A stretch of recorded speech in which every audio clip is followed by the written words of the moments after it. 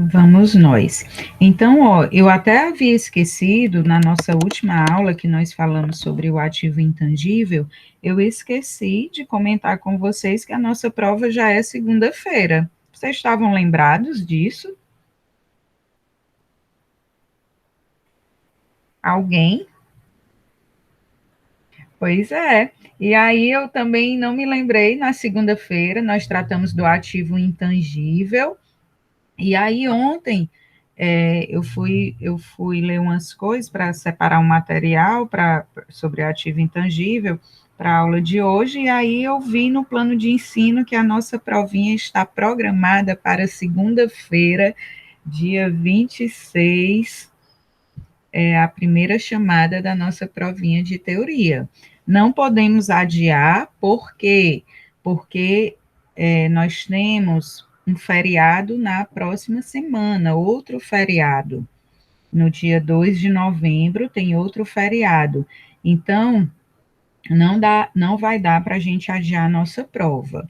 Então, por isso que eu estava esperando entrar mais gente aí, para poder dar aviso para todos, tá?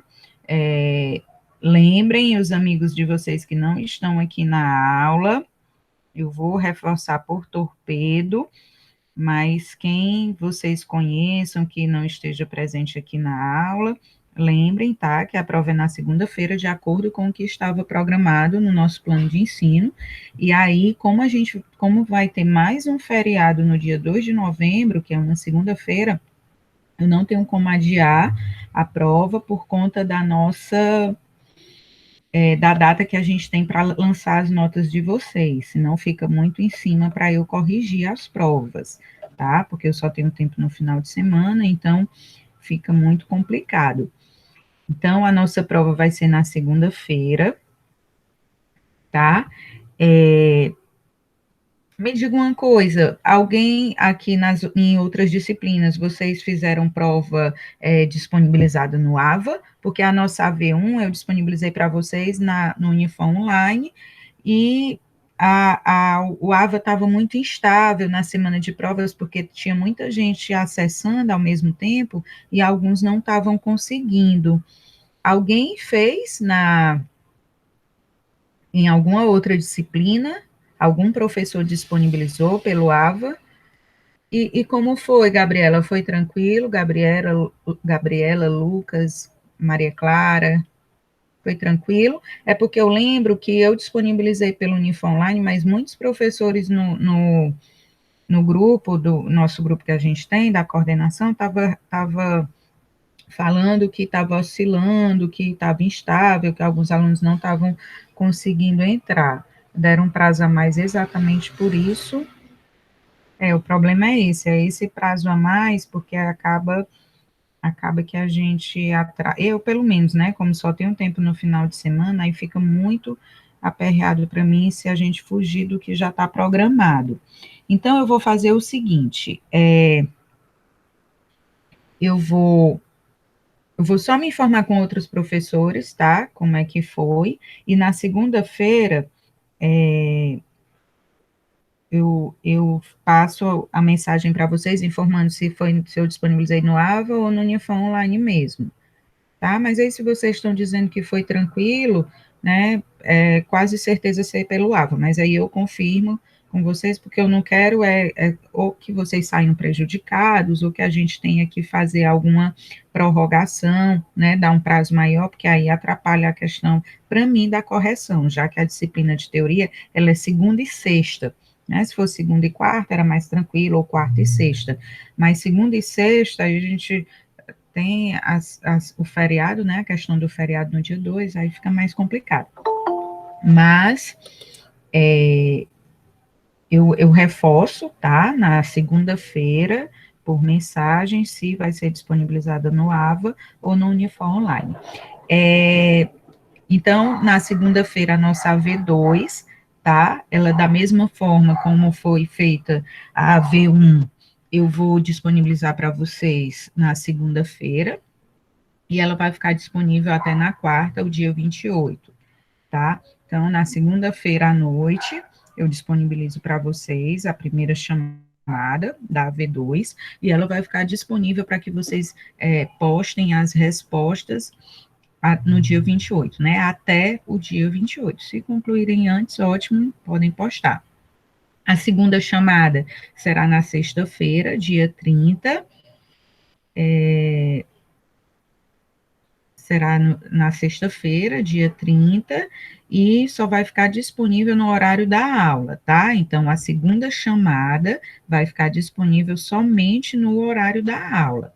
Então, da mesma forma que foi a AV1, tá?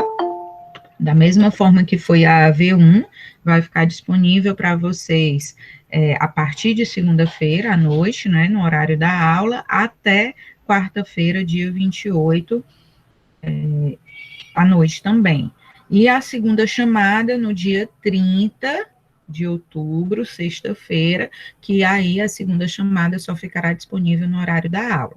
Matéria da prova. Matéria da prova é somente o ativo, tá? A gente não conseguiu concluir o ativo intangível, ainda ficou para a gente ver a questão da mensuração do ativo intangível, né, das características do ativo intangível, mas naquela pesquisa que eu passei para vocês na sexta-feira, tem algumas perguntas sobre isso, né, as características do ativo intangível, e hoje eu vou responder para vocês, né? A gente vai responder, porque na verdade foram duas atividades sobre o ativo que vocês fizeram. Quem fez essas duas atividades e entregou, tem um ponto acrescido à nota da prova, né? Assim como foi na V1, vai ter um ponto acrescido à nota da prova quem tiver feito as atividades, tá? Então, quem fez a atividade no dia e postou no dia lá no Unifom Online, né? Lá na pasta trabalho. Então, vai ter esse ponto acrescido à nota da prova. E aí, eu vou corrigir hoje com vocês, né? Essas duas atividades, para que a gente possa fazer uma revisão geral para a prova de segunda-feira, tá? Então, eu vou disponibilizar aqui, vocês peguem aí as respostas de vocês, quem fez, para poder acompanhar a correção, e se tiverem alguma dúvida, perguntem, tá? Vou disponibilizar, eu vou compartilhar aqui a atividade 1 da unidade 4, né, que trata do ativo.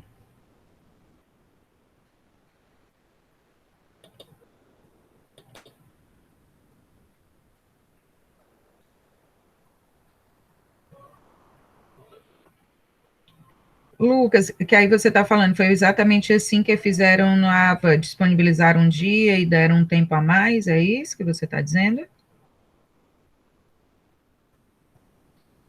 Então, vai ser da mesma forma que foi a V1, tá? Só que vai ser pelo AVA, mas eu confirmo para vocês na segunda-feira, onde foi disponibilizado, tá? Mas, de qualquer forma, vai ser esse prazo já, tá? Que, da mesma forma que foi na V1. Disponibilizo na segunda, dia 26, e vocês têm até a quarta-feira, dia 28, para postar as respostas, e a segunda chamada será no dia 30, por esse motivo não haverá aula, no dia 30, e vocês, e aí só vai ficar disponível no horário da aula, a segunda chamada. Segunda-feira, dia 2 é feriado, né, e aí a gente volta no dia 6 de novembro, que é a sexta-feira, que aí eu acredito que eu já esteja com as notas de vocês nesse dia, no dia 6. Tá? Então, vamos lá. Já está compartilhando aí a atividade, tá? Peguem a atividade que vocês fizeram para acompanhar a resolução.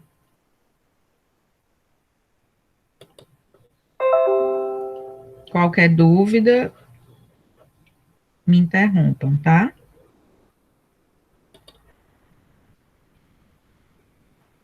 Então, vamos lá. Primeira questão. Qual a definição de ativo? Sempre que for solicitada a definição de ativo, vocês têm que ter em mente que a definição de ativo é de acordo com a luz da teoria da contabilidade, de acordo com a estrutura conceitual, né? Que já foi comentado aqui com vocês diversas vezes, a questão do conceito simplista de ativo, que é o conjunto de bens e direitos à disposição da entidade, né? Esse conceito simplista, a gente não fala mais sobre ele, né? O conceito que a gente tem que ter em mente do ativo é o conceito dado à luz da teoria da contabilidade e pela estrutura conceitual, né, que é o mesmo conceito. Então, o ativo, ele é um recurso controlado pela entidade como resultado de eventos passados e do qual se espera que resultem futuros benefícios econômicos para a entidade. Então, de acordo com a estrutura conceitual, CPC 00, o ativo, ele para que um bem ou um direito seja considerado como um ativo, é necessário que ele seja controlado pela entidade, e aí nós vimos que pelas características do ativo, o controle, né, a controlabilidade sobrepõe-se à posse e à propriedade, né, então é necessário que esse recurso seja controlado pela entidade, que ela, assumindo os riscos e o controle desse bem ou direito, ele pode ser considerado como um ativo. Ele é resultado de eventos ocorridos no passado, tá? Então, uma aquisição de uma mercadoria gera um ativo, um estoque, né? Um evento ocorrido no passado pode gerar um ativo e do qual se espera que resultem futuros benefícios econômicos para a entidade. Que benefícios econômicos são esses? São aqueles benefícios que fluem no fluxo de caixa da entidade, né, que alimentam o fluxo de caixa da entidade, tá? Então, esse é o conceito de ativo de acordo com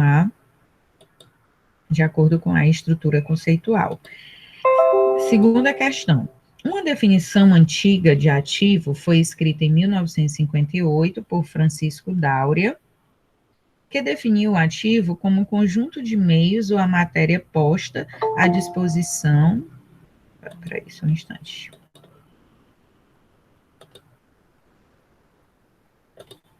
À disposição do administrador para que esse possa operar de modo a conseguir os fins que a entidade entregue à sua direção tem em vista. No entanto, Eudícibus critica essa definição.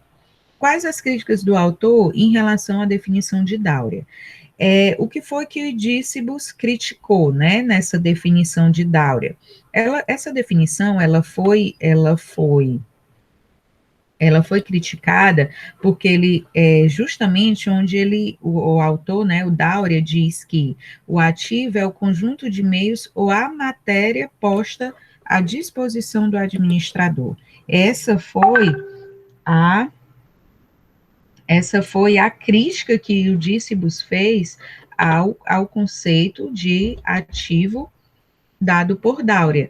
Por quê? Porque, segundo o Eudícibus, esse conceito restringe o ativo, pois esse conceito ele fala em conjunto de meios ou da matéria posta à disposição do administrador, dando a entender que se trata apenas de meios materiais ou tangíveis, quando na verdade a gente sabe que os ativos, e nós estudamos, nós vimos na aula passada, nas aulas anteriores, que o ativo ele também é composto por um ativo intangível, né? Aquele que não tem matéria, que não se pode tocar. Então, Eudícibus critica esse conceito de Dáurea quando é, é, ele restringe o conceito de ativo, de certa forma, né? Porque fala em conjunto de meios ou matéria posta à disposição do administrador. E aí isso dá a entender ao leitor que se trata apenas de meios materiais, já que fala em matéria, né, meios ou matéria, dá a entender que se trata de meios materiais ou tangíveis, quando na verdade sabemos que o ativo também ele é composto por bens intangíveis, né? Bens que não são tocados, tá? Então, essa é a principal crítica do autor Eudícibus a essa definição de Francisco Dáurea, dada por Francisco Dáurea.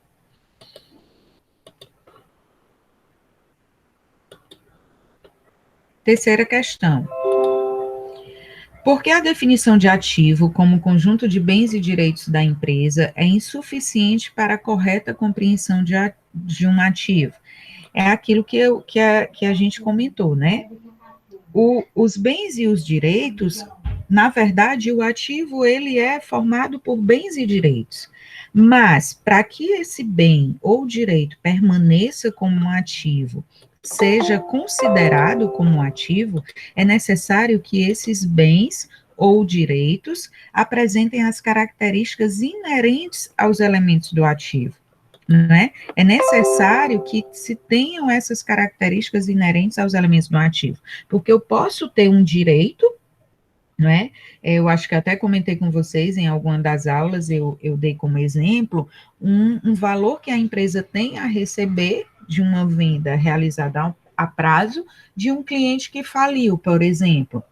Esse valor que ela tem a receber não deixa de ser direito pelo fato do cliente ter falido. Só que ele não vai, o cliente ele não vai pagar, a empresa ela não vai receber esse direito. Se ela não vai receber esse direito, perdeu a capacidade de gerar benefícios econômicos para a entidade.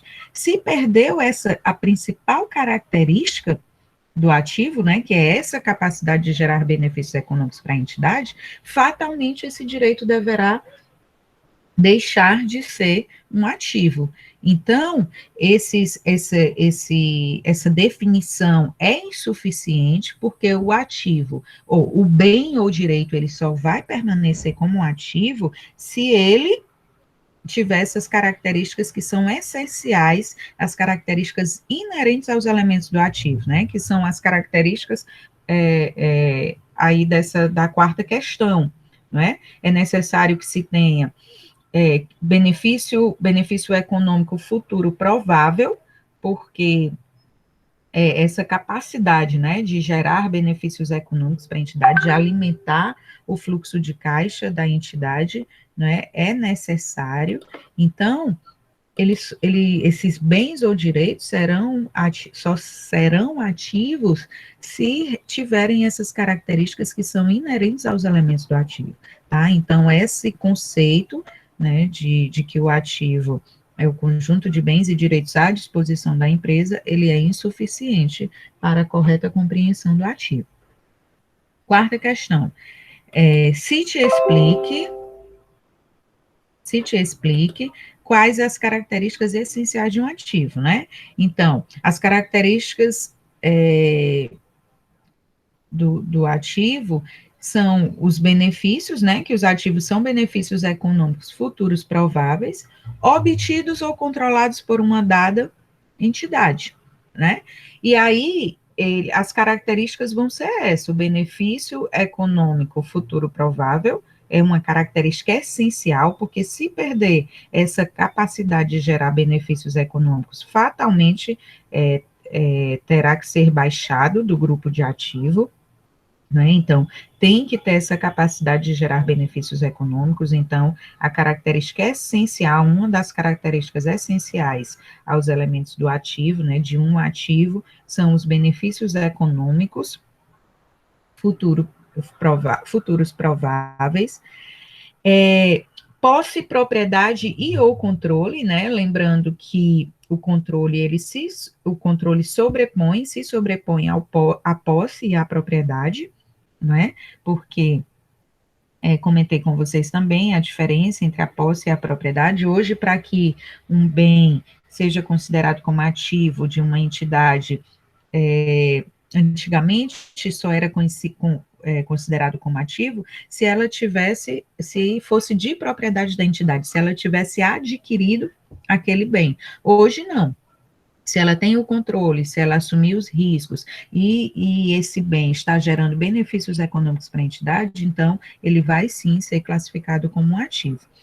E uma outra característica é o fator de exclusão, né? Que o fator de exclusão, ele retrata o fato de que se uma entidade estiver utilizando a capacidade de geração de benefícios futuros de um ativo, impede que outra entidade utilize, né, essa capacidade. Então, por isso que há o fator de exclusão. A partir do momento que uma entidade utiliza a capacidade de geração de benefícios futuros de um ativo, impede, né, que outra entidade utilize, né? Então, as características essenciais, né, os bens e os bens e os direitos, eles são ativos, mas eles só permanecerão como ativo se tiverem essas características essenciais: benefício econômico futuro provável, posse, propriedade ou controle, lembrando que a controlabilidade se sobrepõe à posse e à propriedade, e o fator de exclusão, tá? Alguma pergunta até então? Alguma dúvida? Vocês querem comentar alguma coisa que vocês tenham me incluído?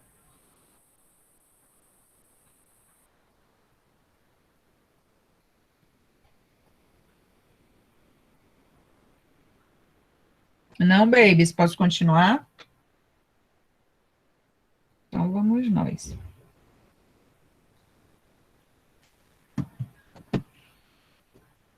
Então vamos.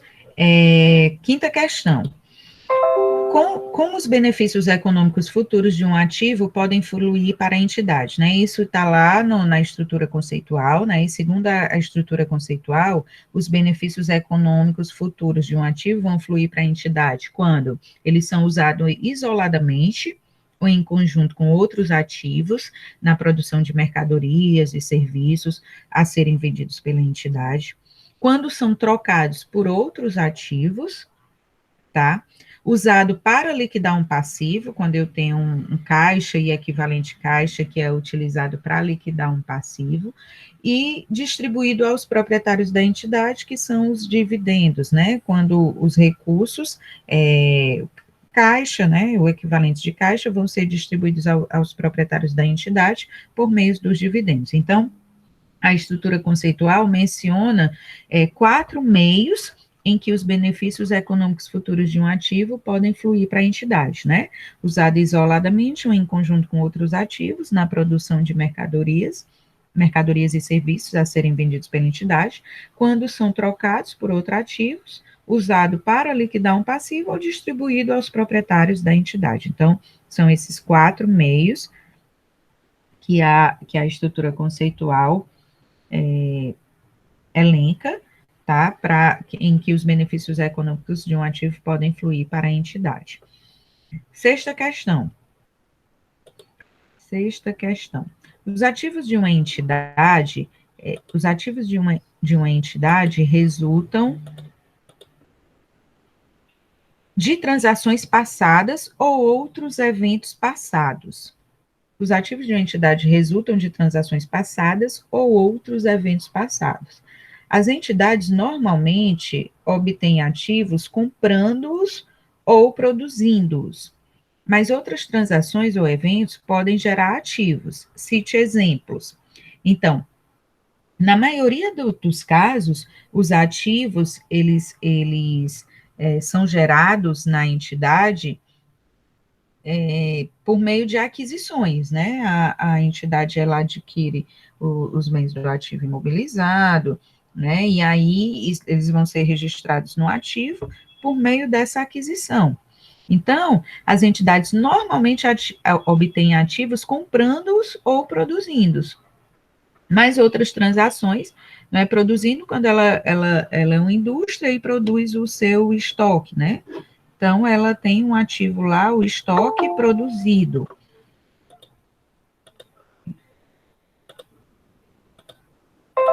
E aí, só que outras transações ou eventos podem gerar ativos. Quais são elas? Por exemplo, vocês podem citar como exemplo um imóvel recebido como doação. Um imóvel recebido como doação, ele vai ser registrado no ativo, né?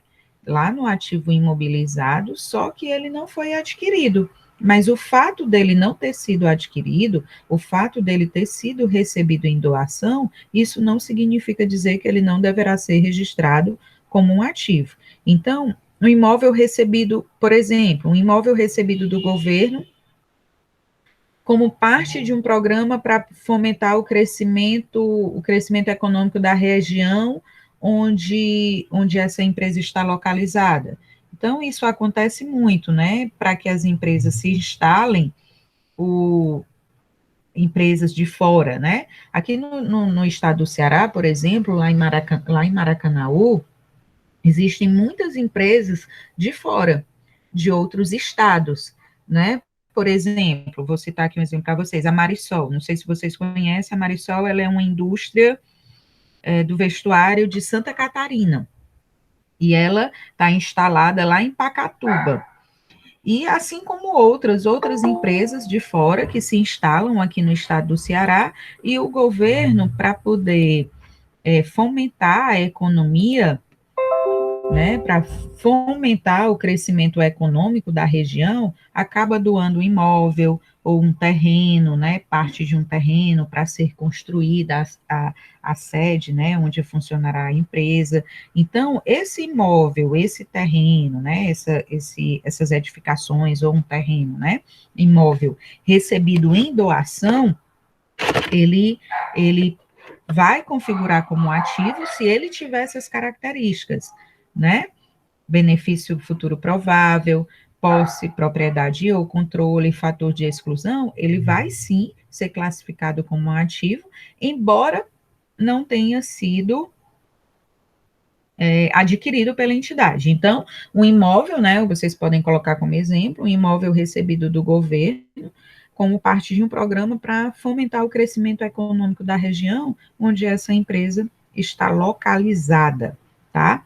Então, normalmente os ativos eles são registrados quando são adquiridos ou produzidos, mas podem uma transação, por exemplo, uma doação, um recebimento, não só do governo, mas qualquer doação pode ser registrado como um ativo, desde que esse bem ou esse direito tenha as características essenciais aos elementos do ativo.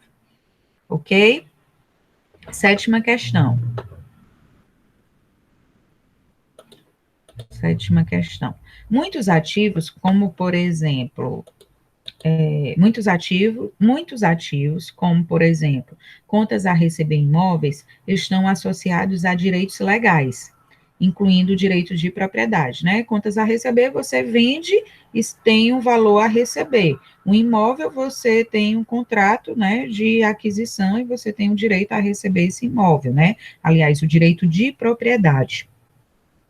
Ao determinar a existência do ativo, o direito de propriedade não é essencial. Aquilo que nós vimos, né?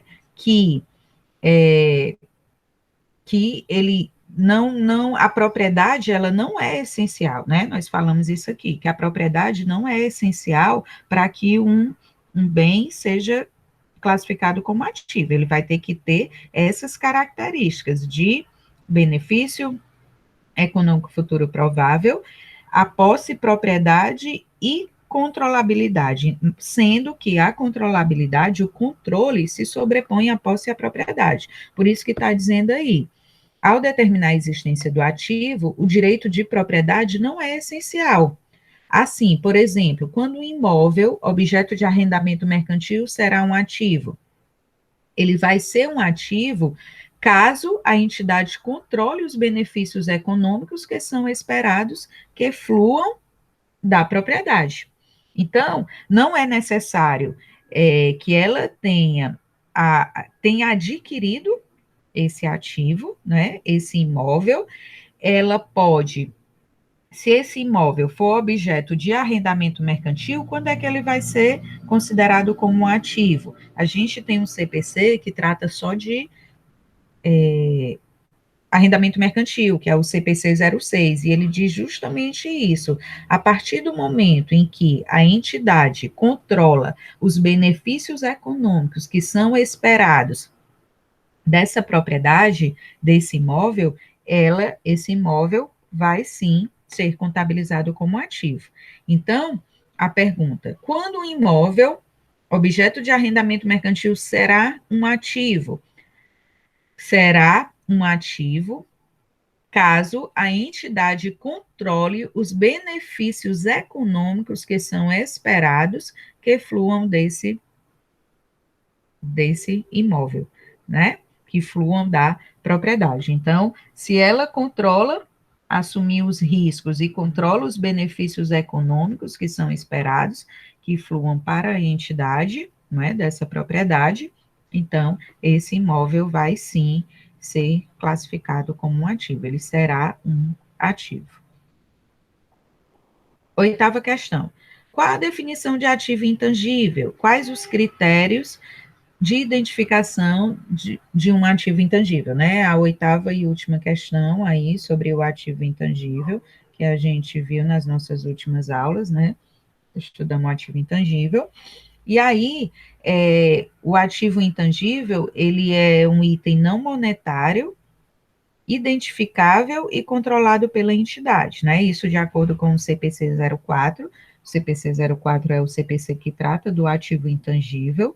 Então, ele diz que o CPC 04 que o ativo intangível ele é um ativo não monetário, né? O CPC 04, né? Conceitua o ativo intangível como um ativo não monetário, identificável e sem substância física. O que é um ativo não monetário?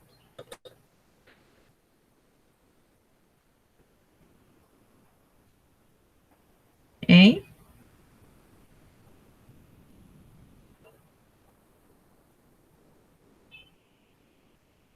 Alguém sabe me dizer o que é um ativo não monetário?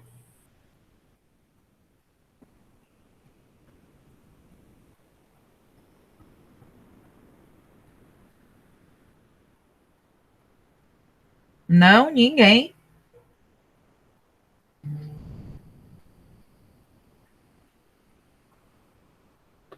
Lucas, o que foi que você colocou aí? 3, 6, 2, que agora que eu estou vendo aí no chat.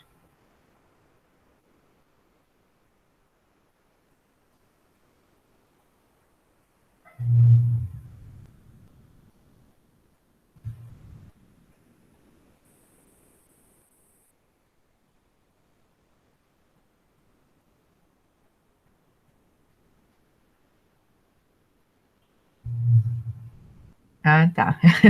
Tá bom, Lucas. Ninguém sabe o que é um ativo monetário?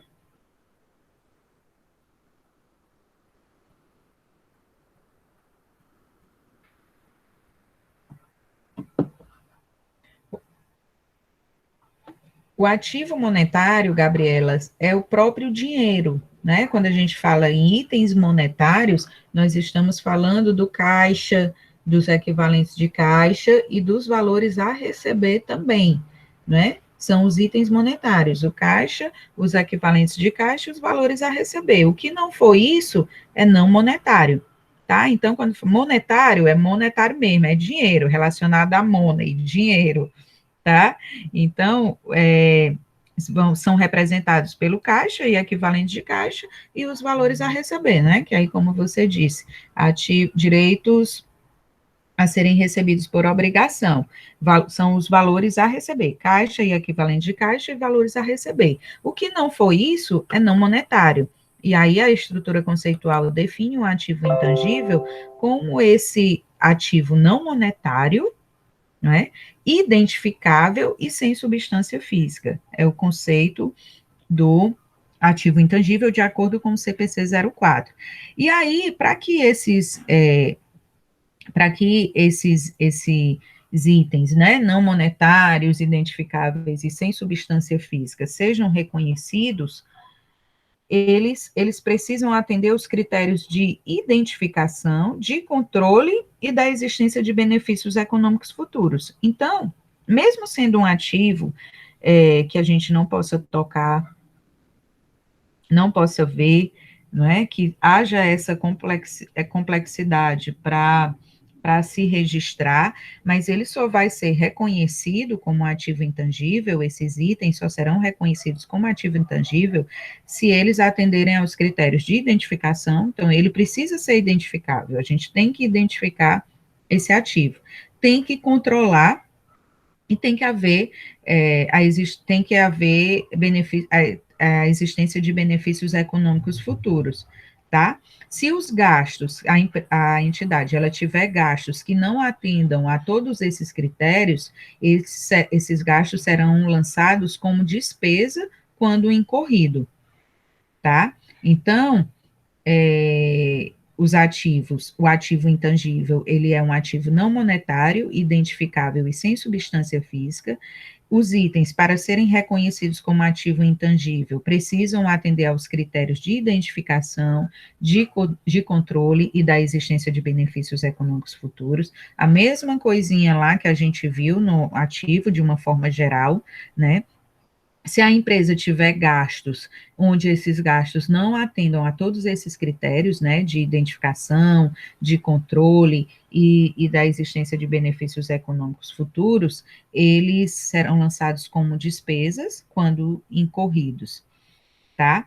E aí, de acordo com o CPC 04, que trata do ativo intangível, o ativo intangível, ele atende ao critério de identificação quando ele for separável da entidade e vendido, transferido, licenciado, alugado ou permutado, tá? Quando ele resultar de direitos contratuais ou de outros direitos legais, né? Direitos contratuais, quando a gente assina um contrato de compra e venda, né?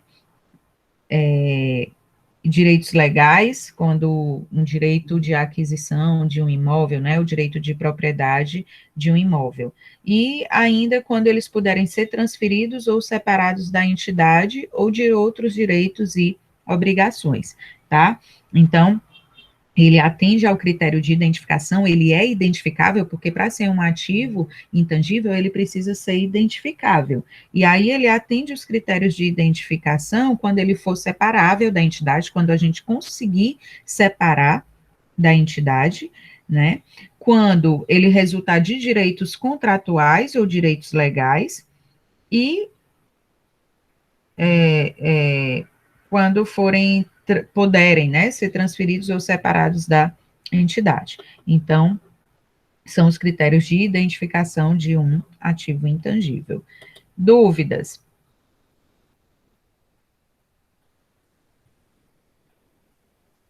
Nenhuma?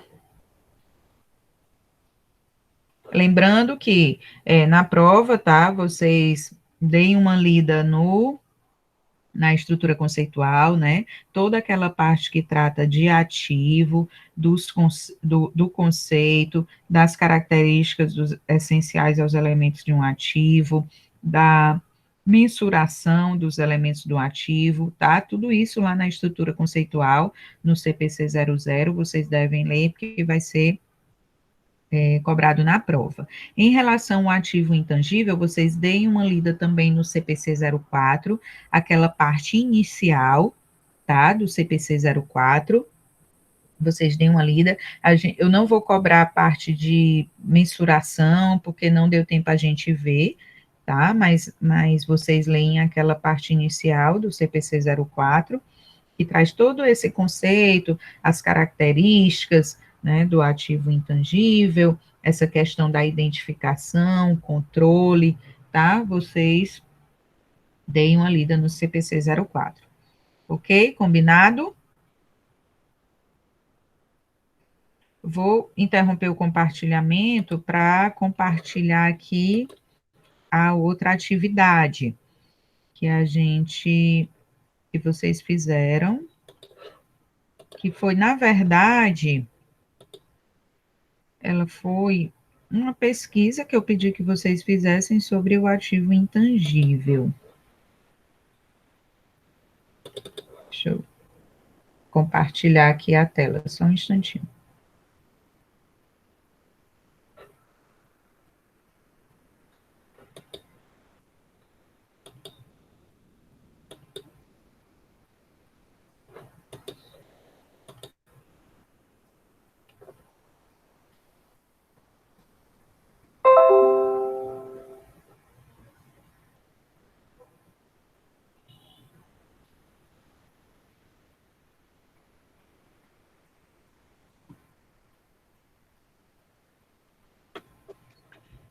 Então, vamos nós. Que eu pedi que vocês procurassem os conceitos de algumas expressões que a gente ia ver na aula seguinte, tá? A gente viu aqui ágil e deságio, goodwill, na aula de segunda-feira, tá?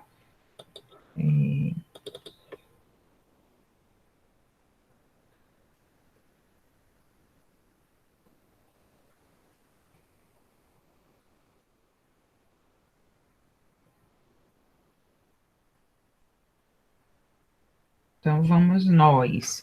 Né? Conceitue. Primeira questão. Conceitue ágil e deságio. Que foi que vocês colocaram aí? Que vocês pesquisaram?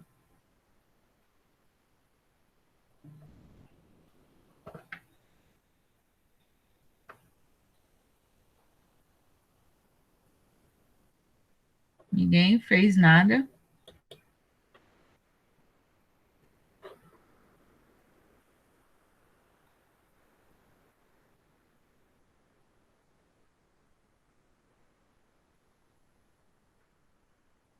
Próximas aulas eu vou querer que vocês botem aí na tela as respostas de vocês, já que ninguém quer falar.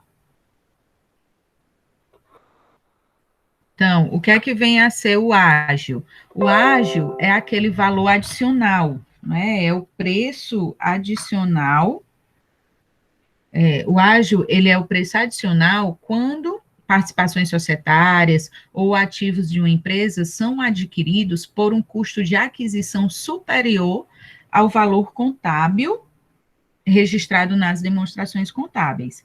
Então, o ágil, ele é justamente a diferença entre o valor contábil e o valor pago, né? De uma forma geral, traduzindo em miúdos, o ágil, que é esse preço adicional, quando participações societárias ou ativos de uma empresa são adquiridos por um custo de aquisição superior ao valor contábil registrado nas demonstrações contábeis, né? E aí, trocando em miúdos, o ágil nada mais é que a diferença entre o valor contábil, aquele valor que está registrado, né, que o patrimônio está registrado na contabilidade, e o valor que foi pago, né, no caso de participações societárias ou aquisições de ativos numa empresa, né? O ágil vai ser justamente esse valor pago a mais, né? A diferença entre o valor contábil e o valor pago.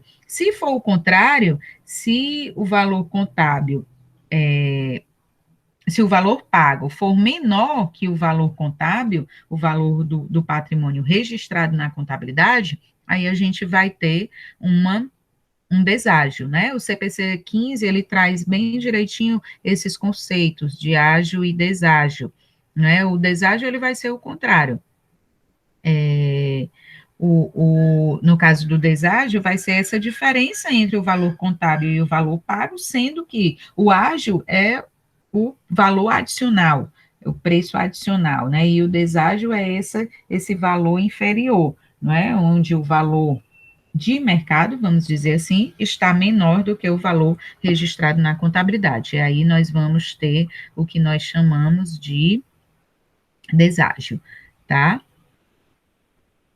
Então, item B, o goodwill. O que é que vem a ser o goodwill? O goodwill, ele representa a diferença entre o valor do patrimônio apurado de seus registros contábeis e evidenciado nas demonstrações contábeis e o valor de mercado, tá? Então, trocando em miúdos, o que é o goodwill? Ele representa a diferença entre o valor da empresa e o seu patrimônio líquido avaliado a valores de mercado, tá? Então, trocando em miúdos, né? Porque os autores trazem o conceito de goodwill, né, onde o goodwill representa a diferença entre o valor do patrimônio apurado de seus registros contábeis e evidenciado em demonstrações, né, nas demonstrações contábeis, e o valor de mercado. E nada mais é, né, a diferença entre o valor da empresa e o seu patrimônio líquido avaliado a valores de mercado, é o goodwill. Né? Nós vimos na aula passada que evolução de conceitos, nós vamos ter primeiro o goodwill, ativo intangível e capital intelectual. E muitos autores, né, eles dizem que o goodwill, ele é a expressão mais antiga a referendar a noção de intangibilidade, né? Quando se fala em ativo intangível, o goodwill é a expressão mais antiga a referendar a noção de intangibilidade, e ele também é considerado por muitos, né? Muitos autores consideram o ativo intangível como o mais intangível dos ativos intangíveis. Então, numa evolução de conceitos, nós vamos ter o goodwill, o ativo intangível e, por último, o capital intelectual. Item C. Sim, só reforçando, né, que o goodwill, ele é uma espécie de ágio, né, o goodwill, ele é uma espécie de ágio, de um valor agregado que a empresa tem em função da lealdade dos clientes, da imagem, da reputação, do nome da empresa, da marca dos seus produtos, da sua localização, né, onde ele está localizado, das patentes registradas, dos direitos autorais. Então, tudo isso representa o goodwill, né? Porque o goodwill, ele é uma espécie de ágio de um valor agregado que a empresa tem em função de todos desses elementos, né? Então, o goodwill, ele é uma espécie de ágio de um valor agregado que tem a empresa em função desses elementos, da lealdade do cliente, da sua imagem, da reputação, né? Da perspectiva de crescimento que a empresa vai estar trazendo, né? Então, tudo isso, o goodwill representa esse valor agregado que esses elementos trazem para a empresa, tá? Só complementando aí.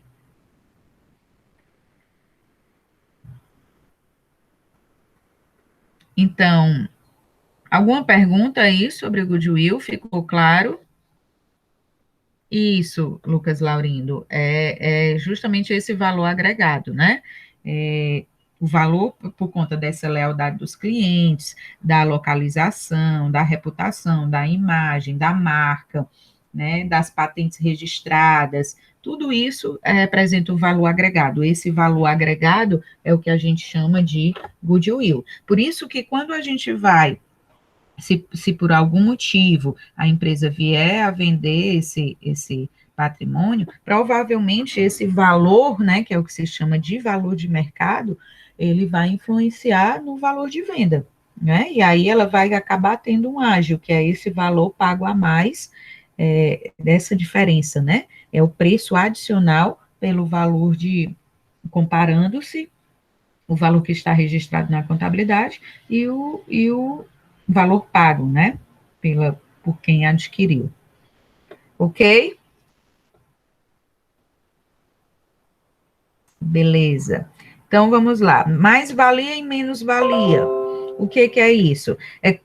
A mais-valia e menos-valia é quando os ativos da empresa a ser investida, aquela empresa que está sendo adquirida, líquido dos passivos mensurados a valor justo individualmente vale mais do que o seu valor contábil, né? Acaba que esses conceitos eles se confundem, né? Porque quando a gente fala em ágio, mas o ágio é quando é aquele preço adicional, aquele valor pago a mais, né? A mais-valia é quando os ativos da empresa a ser investida, a ser adquirida, né? Por exemplo, líquido dos passivos, mensurados a valor justo individualmente, vale mais que o seu valor contábil. Se for o contrário, será menos valia. Ativo monetário, né, que eu perguntei para vocês e que foi dito, é aquele representado, o ativo monetário é aquele item representado por dinheiro ou por direitos a serem recebidos em uma quantia fixa ou determinável de dinheiro, tá? O que não for dinheiro ou direitos a serem recebidos, como a Gabriela falou, são ativos não monetários, né? Por isso que o ativo intangível, ele é considerado como um ativo não monetário. Ok, até então.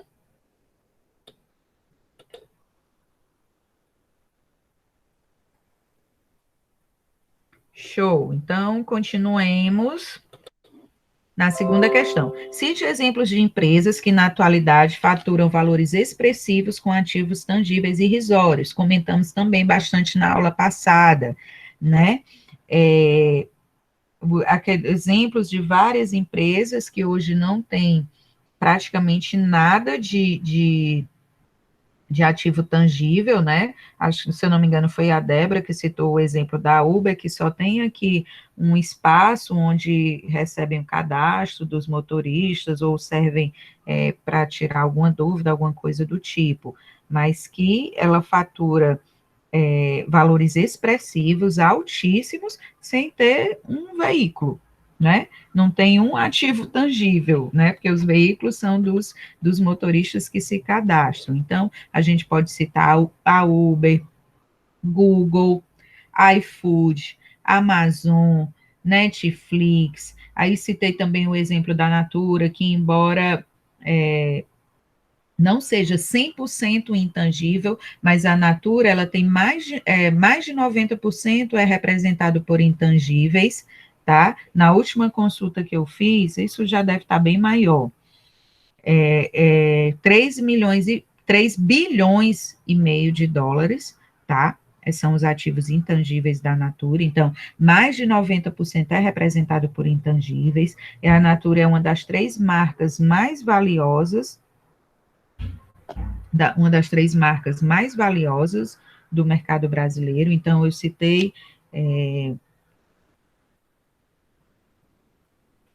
Só um instantinho, gente.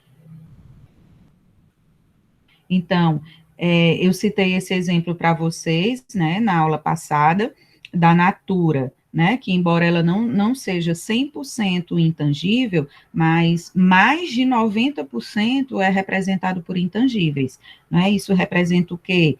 3 bilhões e meio de dólares, e isso, se vocês até podem pesquisar, é, mais recente, né, o dado mais recente, que eu creio que já esteja bem maior do que isso, né, mas ele, embora não seja 100% intangível a Natura, né, mas ela representa, mais de 90% do seu ativo é representado por ativos intangíveis.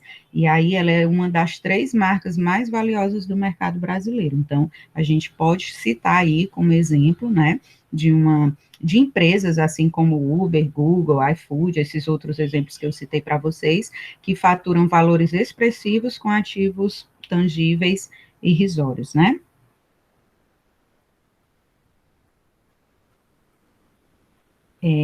Vamos lá.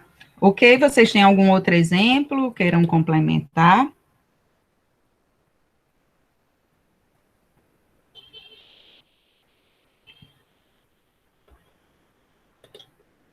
Alguém? Alguém? Show. Então, vocês podem pesquisar, né? Como eu tinha pedido aí, nessa, para que vocês pesquisassem outros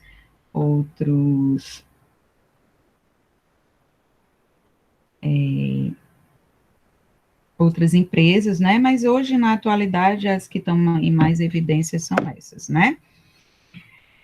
Terceira questão: como devem ser reconhecidos contabilmente o ágil e o goodwill, né? Eles vão ser reconhecidos da mesma forma que os outros ativos, né? O ágil e o goodwill, eles devem ser inicialmente mensurados pelo custo, pelo seu valor original, né? Pelo custo de aquisição, e se houver mudanças, ele vai sofrer essa mudança, mas ele inicialmente ele vai ser mensurado pelo custo, ou seja, pelo seu valor original, pelo custo de aquisição, e esse custo ele trata da diferença entre o custo de aquisição do negócio e o valor justo dos ativos e passivos identificáveis adquiridos, né? Então, como eles devem ser mensurados, né? Mensurados, reconhecidos contabilmente. Eles devem ser inicialmente mensurados pelo custo, ou seja, pelo valor original, e esse custo, esse valor original, ele representa a diferença entre o custo de aquisição do negócio e do valor justo dos ativos e passivos identificáveis adquiridos. É esse valor que deve ser reconhecido. Tá? E as características do ativo intangível, na quarta questão, são aquelas características, né, que estão, foi perguntado para vocês lá na atividade, na atividade anterior, né, que é a identificação, as características do ativo intangível, identificação, controle e benefício econômico futuro, né, são essas três características do ativo intangível, né, porque o ativo intangível ele é um item não monetário, identificável e sem substância física, é o conceito de acordo com o CPC 00. E aí, a definição de um ativo intangível requer que ele seja identificável, né, que ele seja controlado e que tenha capacidade de gerar benefícios econômicos futuros para a entidade. E por último, para a gente finalizar, quando um ativo intangível deve ser reconhecido e mensurável? Ele vai ser reconhecido, isso aqui tudo vocês vão encontrar lá no CPC 04, tá? Isso que eu estou falando para vocês, tanto o conceito quanto as características do ativo intangível, e quando ele deverá ser reconhecido e mensurado. Então, ele vai ser reconhecido somente se for provável que os benefícios econômicos futuros esperados fluam para a entidade e se o custo do ativo possa ser mensurado com confiabilidade. Então, o ativo intangível ele só vai ser reconhecido e mensurado pela contabilidade apenas se duas situações. Se for provável que os benefícios econômicos futuros esperados serão gerados em favor da entidade, e ainda se o custo desse ativo puder ser mensurado com confiabilidade. Se não puder, alguma dessas duas menções, né, esse ativo intangível, ele não vai ser reconhecido nem mensurado. Ele só vai ser reconhecido e mensurado se, apenas se, houver a capacidade de gerar benefícios econômicos, se for provável que os benefícios econômicos futuros serão gerados em favor da entidade, e se o custo desse ativo puder ser mensurado com confiabilidade. Ok, crianças? Dúvidas? Claro como a luz do sol.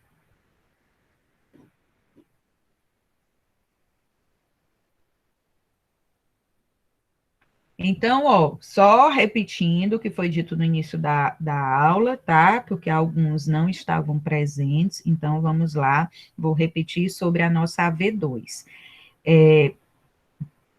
Eu acredito que a grande maioria aqui não estava se lembrando que a AV2 está, né? Programada lá no nosso plano de ensino para a próxima segunda-feira, dia 26. E aí nós vamos manter essa data, muito embora não tenhamos concluído tudo sobre o ativo, né? Não tenhamos visto tudo sobre o ativo intangível. Mas a data vai ser mantida, tendo em vista que dia 2 de novembro é feriado, e aí vai ficar muito aperreado para se fazer essa prova e para a data que a gente tem que lançar as notas no sistema. Então, prova AV2 de Teoria da Contabilidade, segunda-feira, dia 26. Vai ser disponibilizada na segunda-feira, à noite, e vai ficar disponível até a quarta-feira, dia 28, tá? Então, a prova, a AV1, primeira chamada, segunda-feira, dia 26, e vai ficar disponível para que vocês postem a resposta até o dia 28, na quarta-feira. Dia 30 não haverá aula, porque é a segunda chamada da AV2, e a segunda chamada só vai ficar disponível no horário da aula, de 19 horas às 20h40. Tá? Então, a AV2 vai ficar disponível somente, a AV2 segunda chamada, tá? Só vai ficar disponível na sexta-feira, no horário da aula. Então, é preferível, né, que vocês façam a primeira chamada na segunda-feira, porque vocês terão um tempo maior, vai ficar disponível até a quarta-feira, dia 28. Na segunda-feira, eu confirmo para vocês se vai ser por disponibilizado no Unifor Online, como foi a AV1, ou se vai ser no AVA. É mais provável que seja no AVA, mas eu vou só... alguns já me disseram que ficou um pouco instável, mas que deu certo pelo AVA AV1. Vou só confirmar isso, e aí na segunda-feira eu vou ver com alguns outros professores se eles tiveram muito problema. Se não tiver havido problema, vai ser pelo AVA e vai ser a mesma coisa, disponibilizada na segunda e tendo até a quarta-feira para que vocês postem a resposta. Matéria da prova, ativo. CPC 00, estrutura conceitual, e CPC 04 do ativo intangível. E aquele material que eu disponibilizei, né, para vocês no AVA, um material em Word que trata do ativo. Então, toda essa parte conceitual que a gente viu, né, que está lá na estrutura conceitual e no CPC 04, vai ser cobrada na prova, né? Então, somente o ativo e o ativo intangível, claro que não vai ser todo o CPC 04, é mais essa parte inicial que a gente viu de goodwill, desses conceitos, desses exemplos de empresas e tal. Ok, babies? Combinado assim? Show. Então, ó, vou parar aqui, interromper compartilhamento, tá? E vou interromper a gravação para que eu possa aqui fazer a chamada.